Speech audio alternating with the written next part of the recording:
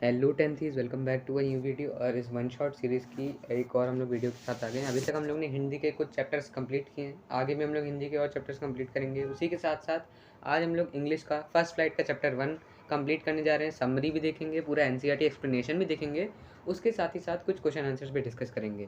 और आगे चल के कुछ ही दिनों में पूरे के पूरे एसएसटी का सिलेबस मेरे पूरे कॉम्पैक्ट और इजी नोट्स के साथ, पूरे जिसमें पूरी एनसीईआरटी कवर्ड होगी लगभग, और उसके साथ साथ बायोलॉजी और आपको कंप्यूटर, जो कि बहुत ही कम आप लोगों को कंप्यूटर की थ्योरी, जो कि हमारी इंटरनेट सर्विसेज बेसिक्स इन सब की बहुत इंपॉर्टेंट है। साइबर एथिक्स हो गया, जो कि आपको कहीं पे भी एक भी अच्छी वीडियो आपको यूट्यूब पे नहीं दिखेगी, जिसकी मैं आप लोगों को प्रोवाइड करने वाला हूँ नोट्स, उसके साथ पूरी की पूरी उसकी एक्सप्लेनेशन। तो ये था हमारा फ्यूचर प्लान इस पूरे यूट्यूब चैनल का। इस समय हम लोग बढ़ते हैं सीधे सीधे अपने चैप्टर की तरफ, जो कि है अ लेटर टू गॉड। बहुत ही ईजी सा चैप्टर है यार, जीएल फ्यूंटिस का, जो कि मुझे नहीं लगता बिल्कुल भी तुम लोग को डिफ़िकल्टी आएगी इसको समझने में। एक लेंचो था हमारा, जिसको बहुत ज़्यादा अपनी आशा थी, बहुत ज़्यादा होप थी, फेथ थी, किसके ऊपर? भगवान के ऊपर। और वो उसने क्या किया, उसकी जब फसल नहीं उग पाई और उसके बाद फिर उसने जो गॉड को लेटर लिखा, फिर उसके आखिरी में जो आयरनी होती है स्टोरी में, आयरनी यानी कि कुछ हमें दिख है कुछ और लेकिन हो जाता है उसका कुछ उल्टा, यानी कि या फिर कुछ दिखाया गया कुछ और है और असल में है उसका कुछ उल्टा। ठीक है, जैसे कि मैंने तुम्हें बोला कि तुम रो क्यों रहे हो लेकिन तुम तो हंस रहे हो, तो ये आयरनी हो गई। ठीक है, समझ आ गया होगा आयरनी क्या होता है। तो यही हम लोग पढ़ने वाले हैं आगे। बहुत ही ईजी सी स्टोरी है, सीधे सीधे हम लोग एनसीईआरटी के एक्सप्लेनेशन में बढ़ते हैं। अपनी अपनी एनसीईआरटी खोल लेना ज़रूर, जिससे कि और ज़्यादा अच्छे से समझ आ जाएगा। 2-3 पेज के बाद अ लेटर टू गॉड में सीधे सीधे हम लोग इसकी रीडिंग की तरफ आ जाते हैं। पहली लाइन है द हाउस, यानी कि पहले हम लोगों को उसके हाउस के बारे में हम लोग को बताया गया है। किसके? लेंचो के। The only one in the entire valley set on the crest of a low hill. अब इसका मतलब क्या है कि द हाउस एक घर है, जो कि पूरी की पूरी घाटी में सिर्फ एक ही घर है, और वो कहाँ पे है? क्रेस्ट ऑफ अ लो हिल, यानी कि एक छोटी पहाड़ी के सबसे ऊपर के भाग में हमारा वो पहाड़ है। ठीक है, from this height one could see the river and the field of ripe corn dotted. यानी कि इस जितनी ऊंचाई है ना वहाँ पे, उससे क्या है कि वहाँ पे नीचे एक नदी बहती हुई दिख सकती है हमें। और क्या दिख सकता है? लेंचो की जो हमारी फील्ड है ना, राइप कॉर्न, यानी कि जो हमारे उसकी कॉर्न की फील्ड है, भुट्टो की फील्ड है, वो भी हमें यहाँ से देखने को मिल रही है। With the flowers that always promised a good harvest, जो कि हमेशा से ही एक अच्छी फसल, एक अच्छी धान हमें प्रॉमिस करते हुए आ रहे हैं। इस बार भी हमें ऐसी ही उम्मीद थी कि हार्वेस्ट होगी अच्छी, लेकिन आगे क्या होता है देखते हैं। The only thing the earth needed was a downpour और एटलीस्ट अ शार। अब यहाँ पे डाउनपोर और शार का मतलब होता है रेन। ठीक है, रेन होता है, rain rain rain rain rain go away come again है ना। ये तो पोएम हो गई, चलो फनी सी चीज़। तो इसका मतलब हो गया यहाँ पे डाउनपोर, यानी कि होता है हमारा, या शार मतलब होता है रेन। सिंपल सी बात है, बहुत लोगों को पता भी होगा, जिसको नहीं पता है पता चल गया। ठीक है, तो अब क्या था कि वहाँ पे बस एक ही चीज़ उसकी फसल को चाहिए थी, वो थी हमारी शार, यानी कि हमारी बारिश। बारिश हो जाती तो बहुत अच्छा हो जाता उसके लिए। Through out the morning लैंचो, who knew his fields intimately had done nothing else but see the sky towards the north east. अब यहाँ देखिए क्या होता है कि वो अपनी फसल के लिए इतना चिंतित था, मतलब चिंतित नहीं बोल सकते यहाँ पे, मतलब इतना ज़्यादा सीरियस था कि क्या हुआ था कि वो सुबह से ही अपनी फसल को देख रहा था बार बार कि कब बारिश आएगी, बार बार स्काई की तरफ, यानी कि नॉर्थ ईस्ट की तरफ, यानी कि जहाँ से हमारा स्काई, मतलब उस तरफ वो अपने बादलों की तरफ देख रहा था, आसमान की तरफ देख रहा था कि कब बारिश आती है, क्या होता है देखते हैं। ठीक है, आशा कर रहा था कि वो आए बारिश। Now we are really going to get some water for man. अब वो क्या बोलता है? अपनी पत्नी से बोल रहा है। ठीक है, वो अपनी पत्नी से बोल रहा है कि अब सुनो, अब हम लोग जल्दी ही एक बहुत ही अच्छी बारिश या फिर बारिश होने वाली है। We are going to get some water, यानी कि ये नहीं कि उसको एक गिलास पानी दे देगा कोई, इसका मतलब ये नहीं हुआ। इसका मतलब ये हुआ कि वो बारिश यानी कि पानी पानी एक्सपेक्ट कर रहे हैं कि आएगा, यानी कि बारिश होगी। ठीक है, the woman who was preparing supper. अब सपर यहाँ पे क्या होता है? सपर यानी कि होता है कुछ ड्रिंक टाइप होता है। ठीक है, किसी भी ड्रिंक को हम लोग सपर बोलते हैं। तो यहाँ पे क्या था कि उसकी जो पत्नी थी वो सपर में कोई ड्रिंक हमारी बना रही होंगी, उनकी पत्नी लेंचो जी की। उनने क्या रिप्लाई किया? उनने रिप्लाई किया yes God willing. God willing यानी कि अगर भगवान की इच्छा हुई तो जरूर ऐसा होगा। ठीक है, अब आगे देखते हैं आगे। ठीक है, the older boys were working in the older boys were working in the field, the smaller ones were playing near the house until the women called them all. ठीक है, इसका मतलब क्या हो गया कि जो उनके बड़े बच्चे थे ना, वो लोग उसी फील्ड में काम कर रहे थे। भैया वो तो सीरियस थे, बड़े बच्चे काम कर रहे थे फील्ड में। अब जो हमारे स्मॉलर वंस यानी कि छोटे बच्चे थे, छोटे बच्चे हमेशा ऐसी मस्ती करते रहते हैं, वो क्या ही सीरियस होंगे बचपन में, है कि नहीं। तो वो क्या कर रहे थे, आराम से खेल रहे थे अपने घर के पास। तो जब उनका सफ़र तैयार हो गया, यानी कि जब उनकी ड्रिंक्स तैयार हो गई, तब उनने बुला लिया। अब ड्रिंक्स मतलब गलत ना सोच लेना, ड्रिंक्स मतलब यहाँ पे कुछ भी हो सकता है, जैसे कि हो सकता है कोई शरबत बनाया हो, रसना बनाया हो, है ना, टैंग पिला दिया हो। कम फॉर डिनर, अब वो बोलती है कम फॉर डिनर, यानी कि चलो अब डिनर तैयार हो गया, आ जाओ। सफ़र के लिए नहीं, यहाँ पे डिनर के लिए बुलाया गया। ठीक है, it was during the meal that just as, क्या हो गया भाई, it was during the meal यानी कि जैसे ही वो खाने बैठे थे या फिर खाना खा रहे होंगे, तो क्या हुआ, सस्पेंस, अगले पेज में बढ़ते हैं। Lencho had predicted, as Lencho had predicted. ठीक है, एज लेंचो हैड प्रेडिक्टेड यानी कि जैसा कि हमारे लेंचो जी ने प्रेडिक्ट किया था, कि बोला था कि ऐसा होना चाहिए, तो क्या हुआ कि बारिश आखिरकार हो गई, बारिश आखिरकार हुई। और देखो मैं ऐसा करता हूँ, आप लोगों को इस इंग्लिश के मैं इंग्लिश का जो हमारा पूरा लाइन है ना, वो नहीं पढ़ूंगा, मैं सिर्फ उसी लाइन को हिंदी में समझाता चलूँगा, तुम लोग रीड मारते चलो, तो तुम लोग को अपने आप ही समझ आता जाएगा। ठीक है, तो जैसा कि हमारे लेंचो भाई ने बोला था कि बारिश होगी, तो बारिश हुई। और नॉर्थ ईस्ट की तरफ से बड़े बड़े जो वहाँ पे हमें पहाड़ दिख रहे थे, उनकी तरफ से जो क्लाउड्स थे वो आए, क्लाउड्स आए, और वो दिख रहे थे कि आ रहे हैं भाई, आ रहे हैं, बारिश होने वाली अच्छी खासी। और जो हमारी हवा थी ना, वो भी बहुत ही मंद मंद, एकदम खुशहाल और एकदम फ्रेश चल रही थी। हवा बहुत अच्छी चल रही थी और बहुत ही स्वीट प्यारी सी हवा चल रही थी। ठीक है, और जो हमारा लेंचो था ना, वो बिना किसी रीज़न के सीधे वहाँ चला गया। क्यों? क्योंकि वो इतना प्लेजर, यानी कि वो उसका प्लेजर, उस रेन का प्लेजर, मतलब एक सुख होता है ना कि जब तुमने इतनी फसल प्रिपेयर करी हो, और उसके बाद जब ऐसे बारिश हो जाए, उसके बाद तुम एकदम फसल काटने के लिए तैयार हो जाओ, तो कितना मतलब अंदर से अपने हार्डवर्क को लेके सुख महसूस होता है। तो वही यहाँ पे लेंचो के साथ हो रहा है। लेंचो उस सुख को स्मरण करने के लिए, स्मरण यानी कि फील करने के लिए चले जाता है। And when he return he explain, और जैसे ही कि वो बाहर अंदर वो आता है ना अंदर अपने घर में, तो बोलता है कि ये जो हमारे बारिश हो रही है, जो हमारे आसमान से गिर रहे हैं। अब क्या होता है, जब हमारा लेंचो बोल देता है कि भैया ये तो मतलब न्यू कॉइन्स है हमारे लिए, क्योंकि हमारे प्रॉस्पेरिटी लाएंगी हमें पैसे, जब क्योंकि सिंपल सी बात है भैया, कॉइन्स इसलिए कंपेयर कर रहा है, क्यों? क्योंकि वो उसको प्रॉस्पेरिटी लाएंगी, भैया बेचेगा तो उसको पैसा आएगा, प्रॉस्पेरिटी आएगी और उसकी लाइफ अच्छी हो जाएगी, तो इसलिए उसने यहाँ पैसा बोला। फिर उसके बाद क्या होता है, बहुत ज़्यादा सेटिस्फाई हो जाता है। लेकिन अचानक से यहाँ पे ट्विस्ट आता है, और ट्विस्ट आने के साथ साथ यहाँ पे क्या होता है कि ओलावृष्टि होने लगती है, यानी कि ओले गिरने लगते हैं, और ओले गिरने की वजह से यहाँ पे बहुत बहुत यहाँ पे हमें नुकसान होने वाला है। नुकसान से पहले क्या होता है कि जो हमारा राइटर है ना, वो यहाँ पे उनको सिल्वर कॉइन्स बोलता है। किनको? क्योंकि सिल्वर यानी कि जो हमारा हेल स्टोन्स का कलर है ना, थोड़ा थोड़ा ग्रेइश टाइप मैच करता है ना, इसलिए यहाँ पे सिल्वर कॉइन्स बोलता है उनको। किसको? हेल स्टोन्स को, ओलों को।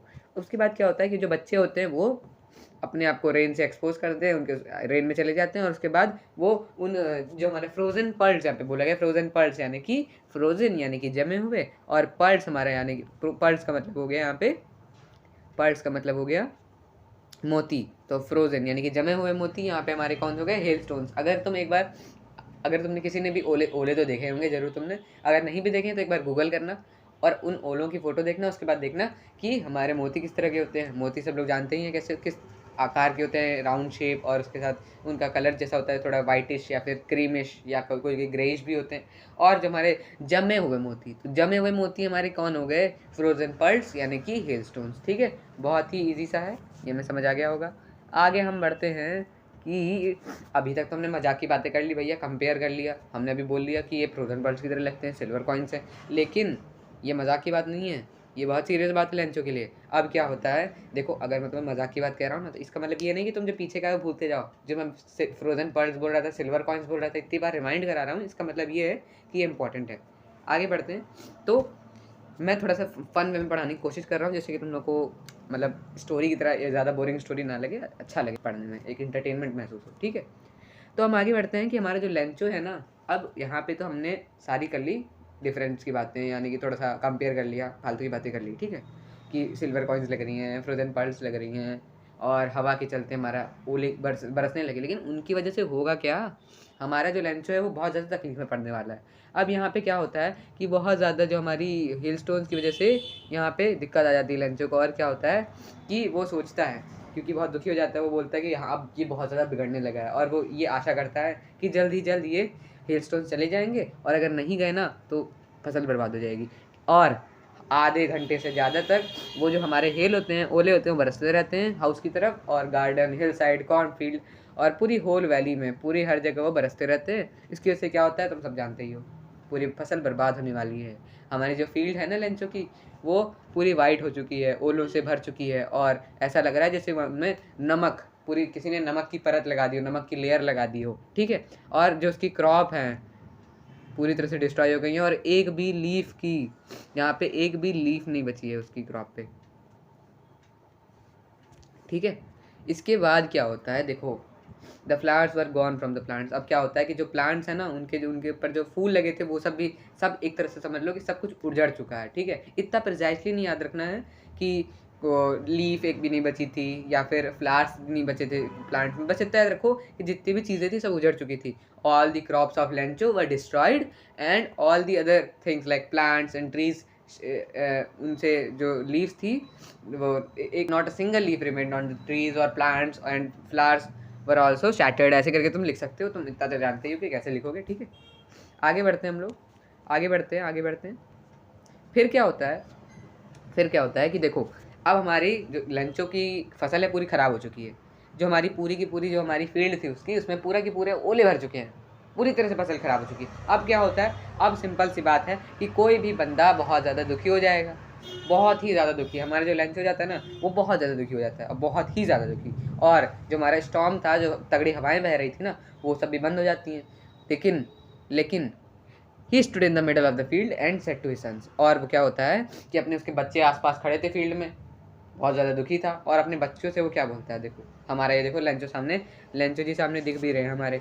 उसके आगे देखो क्या होता है, क्या बोलता है, अ plague of locust would. A plague of locust, यानी कि सिंपल सी बात समझ लो। अगर नहीं समझ आ रहा है तो ये जो हमारा मीनिंग दिया है ना, इसको एक बार अच्छे से पढ़ लो। और अगर, क्योंकि मैं बिल्कुल भी टाइम वेस्ट नहीं करूँगा, तो सीधे हम लोग आगे बढ़ते हैं। A plague of locust have left more than this, the hail has left nothing, this year we will have no corn. अब क्या बोलता है, प्लेग ऑफ लोकस्ट यानी कि एक दीमक टाइप, दीमक नहीं बोल सकते उनको, एक कीड़ा होता है जो फसल बर्बाद कर देता है पूरी, ठीक है। मतलब ऐसा नहीं कि तब बहुत ज़्यादा बर्बाद कर देगा, लेकिन जैसे कि तुमने देखा होगा कभी कभी वो लीव्स जो कटे रहते हैं बीज से, और कई ऐसी फसल बर्बाद करने वाले कीड़े, इतना समझो बस, ठीक है। तो जो उनका जो वो लोकस्ट का झुंड होता है ना, कीड़ों का झुंड, वो भी इतनी फसल बर्बाद नहीं करता है जितना कि इन ओलों ने बर्बाद कर दिया है।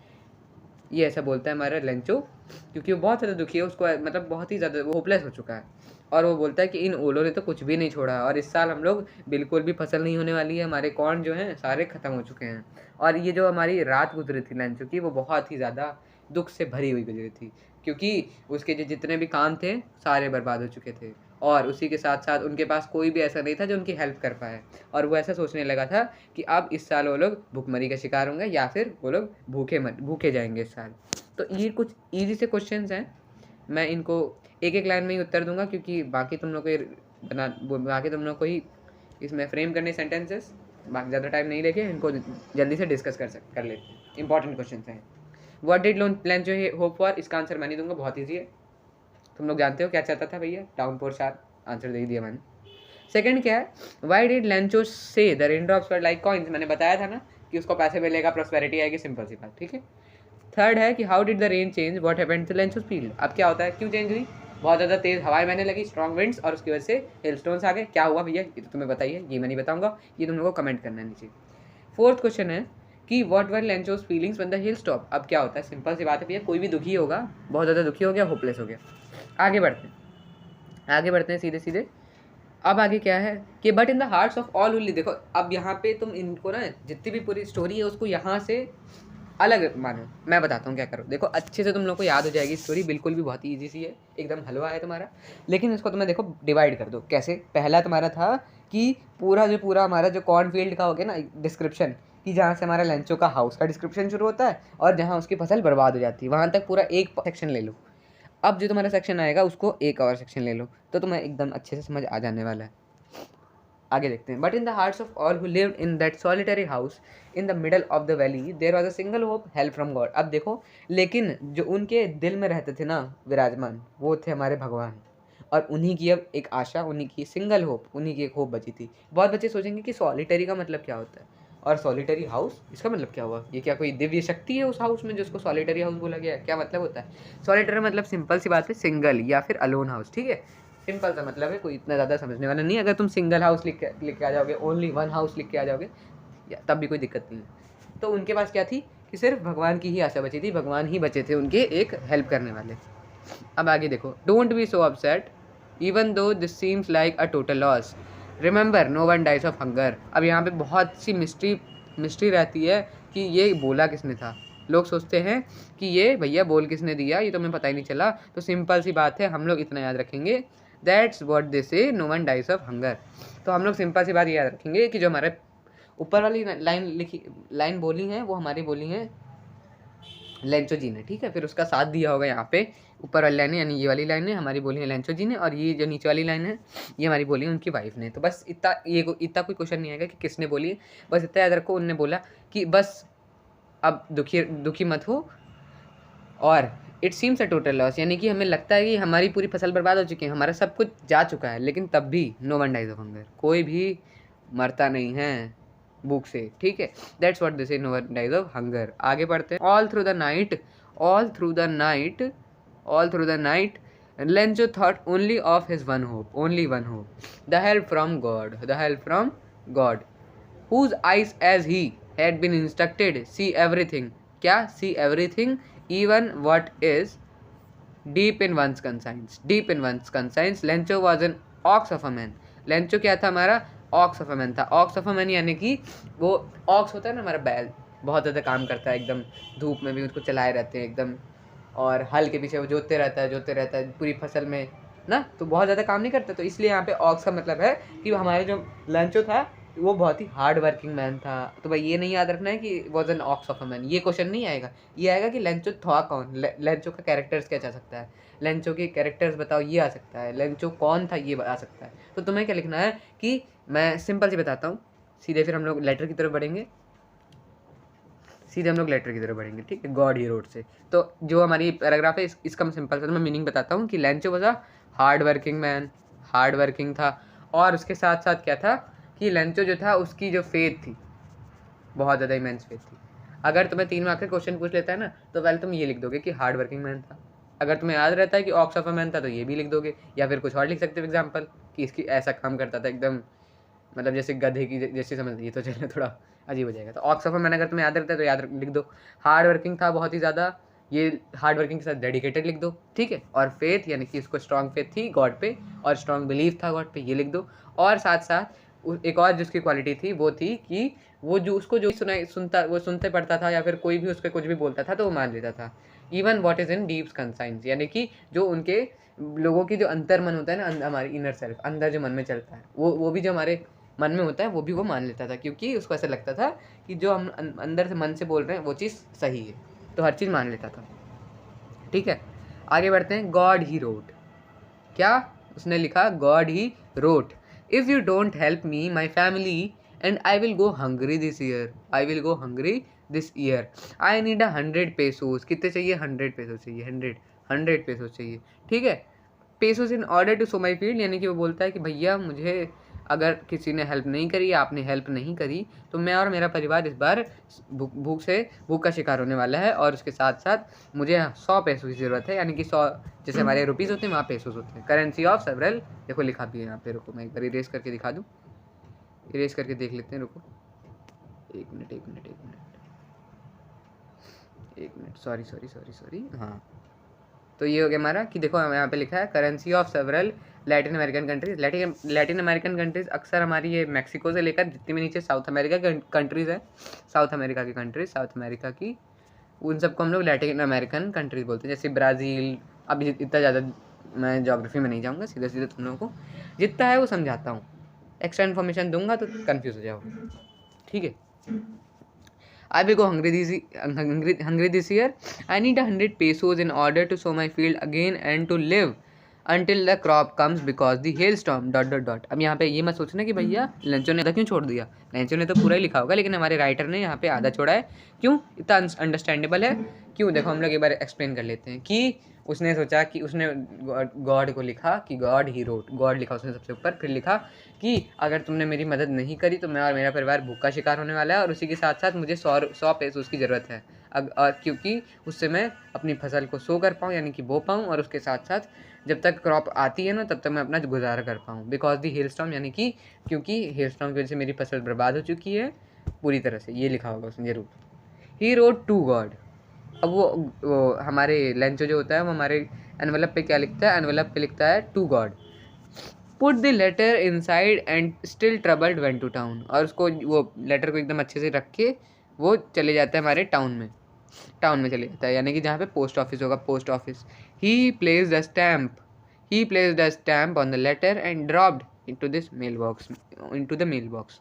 सिंपल सी बात है, इसको एक्सप्लेन करने की जरूरत नहीं है। वन ऑफ द एम्प्लॉयज़, अब क्या होता है जब वो मेल बॉक्स में डाल देता है, उसके बाद एक जो वहाँ पे एम्प्लॉय होगा जरूर वहाँ का, वो क्या करता है, हु वाज अ पोस्टमैन, जो कि पोस्टमैन था, वो हमारा क्या करता है कि वो also help at the post office, जो कि पोस्ट ऑफिस में मदद भी करता था वहाँ। तो वो क्या करता है कि वो अपने बॉस के पास, यानी कि पोस्ट मास्टर के पास हंसते जाता है, उसको लेटर दिखाता है। और उसके बाद क्या होता है कि जो पोस्टमैन होता है वो उसका ऐसा बताया गया है कि उस पोस्टमैन ने कभी भी अपने करियर में ऐसा लेटर नहीं देखा था, यानी कि ऐसा एड्रेस नहीं देखा था। क्यों?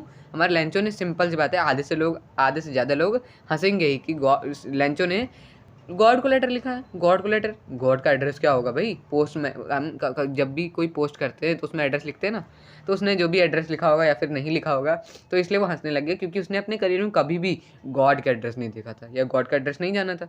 कौन जानता है गॉड का एड्रेस? तो कोई भी नहीं जानता है ना कि गॉड का एड्रेस क्या है।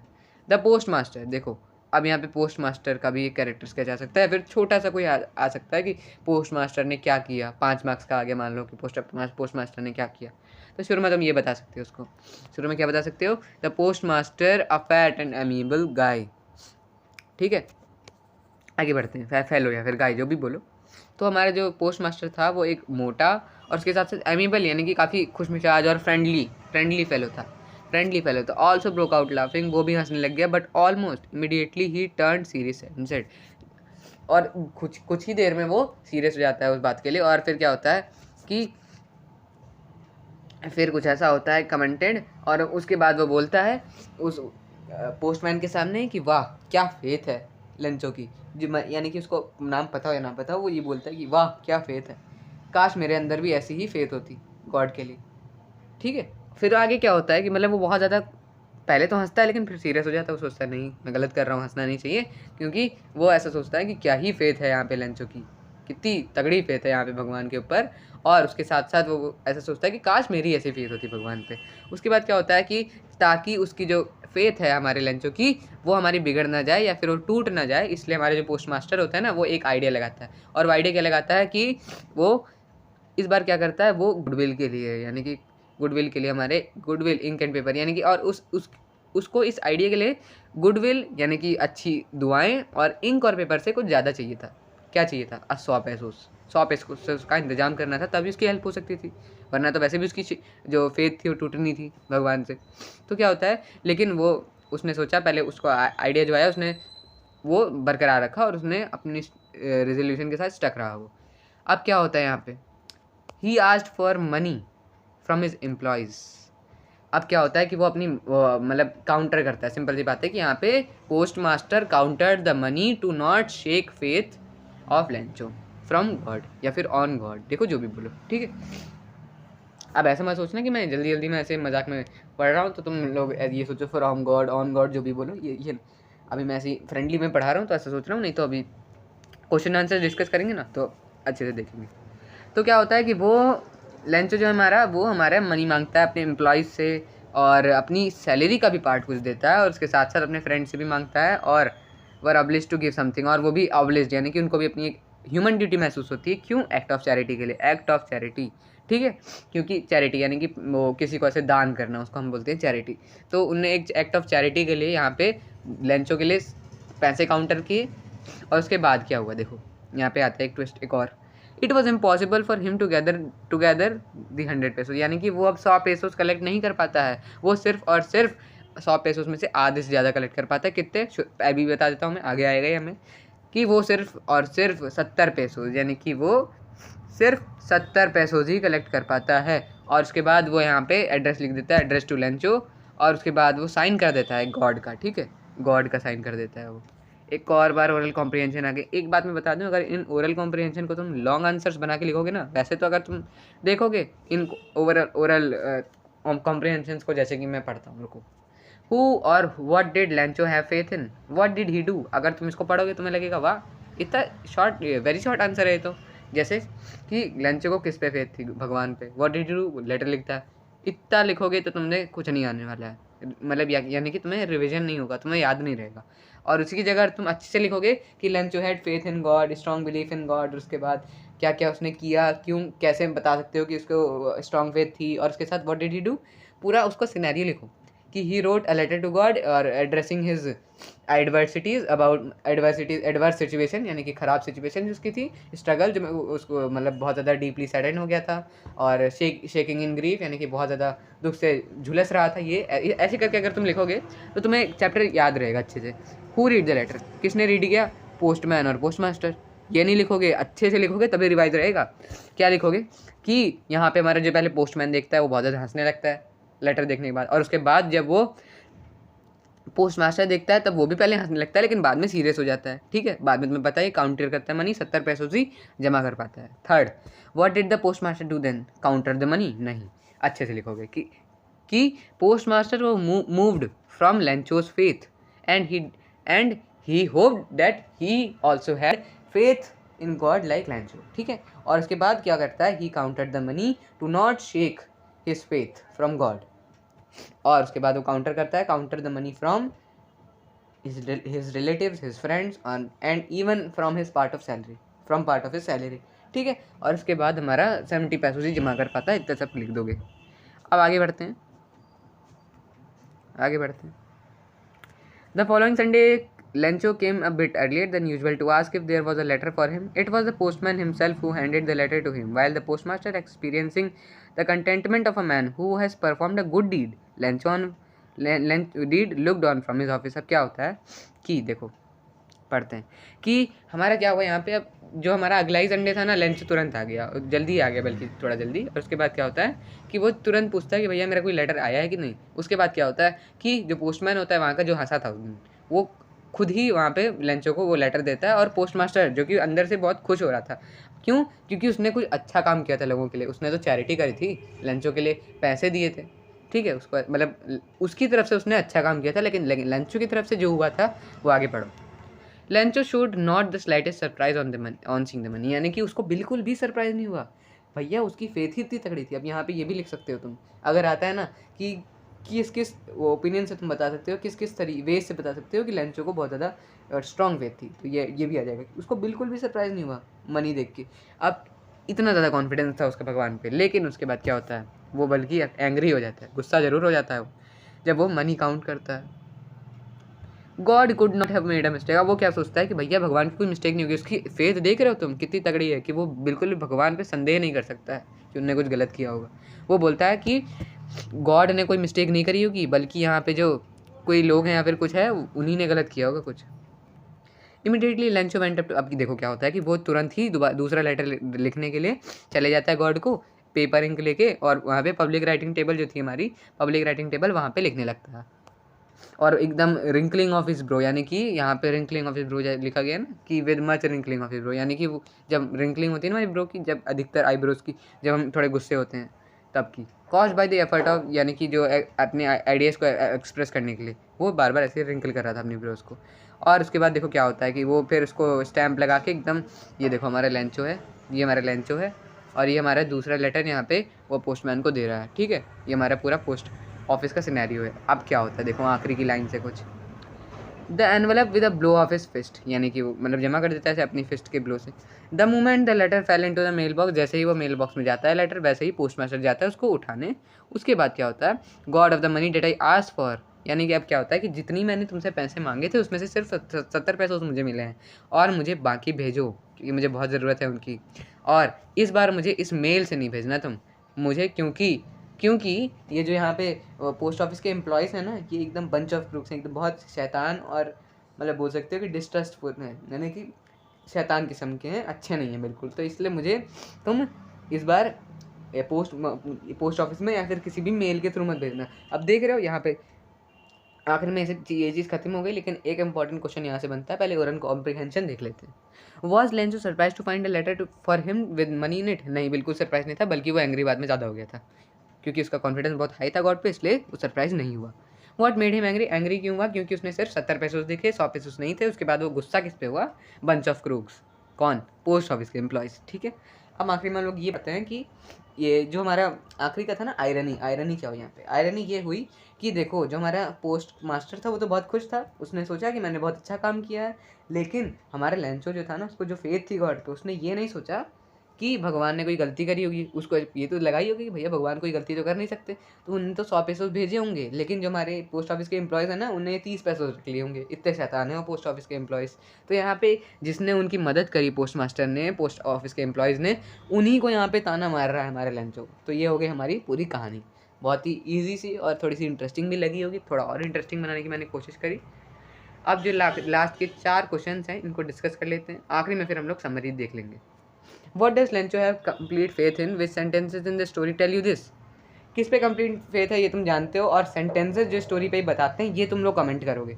बाकी मैं अभी तुम लोग को हिंट दे चुका हूँ, सरप्राइज और ओनली होप फ्रॉम गॉड और कोई भी भूखा नहीं मरता, ये सब तुम्हें याद है। तुम लोग 4 से 5 पॉइंट्स इसको कमेंट करोगे जो भी इस वीडियो को देखता है। तो why does the post master send money to Lencho? Why does he sign the letter God? अब क्या होता है कि क्योंकि वो गॉड के भी हाथ पे भेज रहा था, गॉड की तरफ से भेज रहा था, इसलिए उसने गॉड साइन किया था। और दूसरी बात कि क्योंकि एक्ट ऑफ चैरिटी के लिए, और उसके साथ साथ क्योंकि वो उसकी होप को तोड़ना नहीं चाहता था। ठीक है, did Lencho try to find out who had send the money to him? Why और वाई नॉट? अब क्या बोलता है वो कि क्या उसने कोशिश करी कि लेंचो ने कि किसने भेजा उसको मनी, ये पता लगाने के लिए? नहीं, क्योंकि उसका कॉन्फिडेंस इतना हाई था, उसका फेथ जो भगवान पे था वो इतना हाई था कि उसने बिल्कुल भी कोशिश नहीं की इसको जानने की, बल्कि उसको सरप्राइज भी नहीं हुआ कि भगवान ने मुझे पैसे भेजे हैं, बल्कि गुस्सा ज़रूर हो गया। ठीक है, fourth, what does Lencho think had taken the rest of money to him, money from him, rest of the money? What is the irony in this situation? तो अब हम, जैसा मैं ये तुम लोगों को मैं एक्सप्लेन कर चुका हूँ अभी कि क्या यहाँ पे आयरनी है, और वो पोस्ट मास्टर पे कैसे, या पोस्ट एम्प्लॉयज़ पे कैसे वो यहाँ पे ताना मार रहा है। ठीक है, ये हमारी पूरी की पूरी क्वेश्चन आंसर्स और यहाँ पे एनसीईआरटी एक्सप्लेनेशन हो गई। अब एक बार हम लोग इसके समरी देख लेते हैं।